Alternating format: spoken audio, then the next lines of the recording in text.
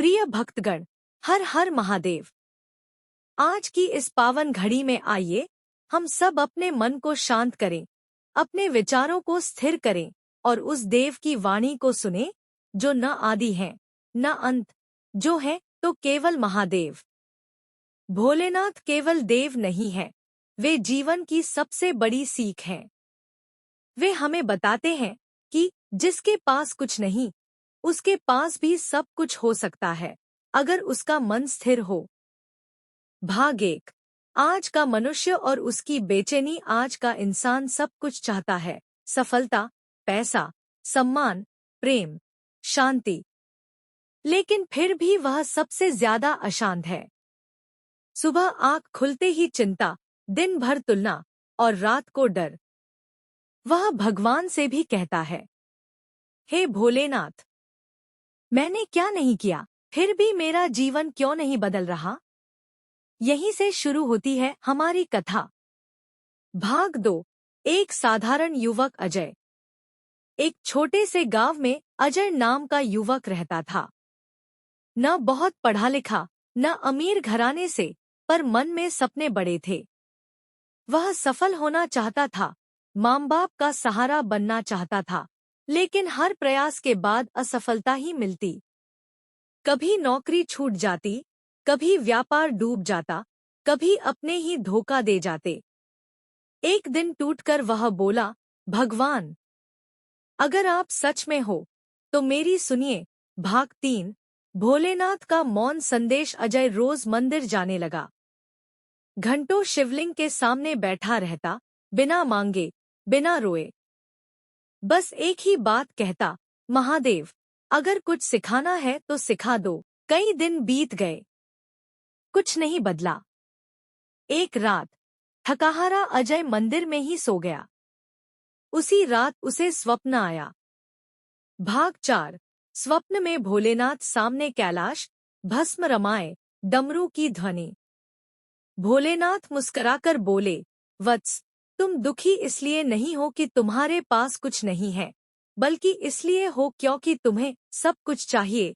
तुरंत अजय रो पड़ा, प्रभु, मैं तो मेहनत करता हूँ, फिर भी असफल क्यों। भोलेनाथ बोले, मेहनत हाथों से होती है, लेकिन विश्वास मन से। भाग 5।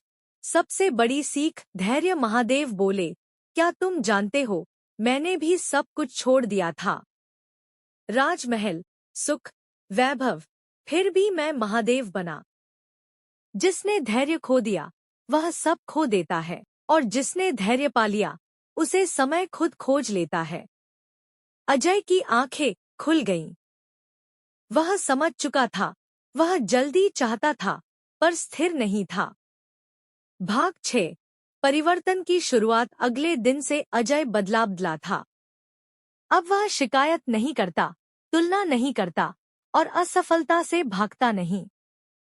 वह हर दिन बस एक मंत्र जपता, ओम नमः शिवाय। काम छोटा था पर नीयत सच्ची थी। धीरे धीरे लोग उस पर भरोसा करने लगे।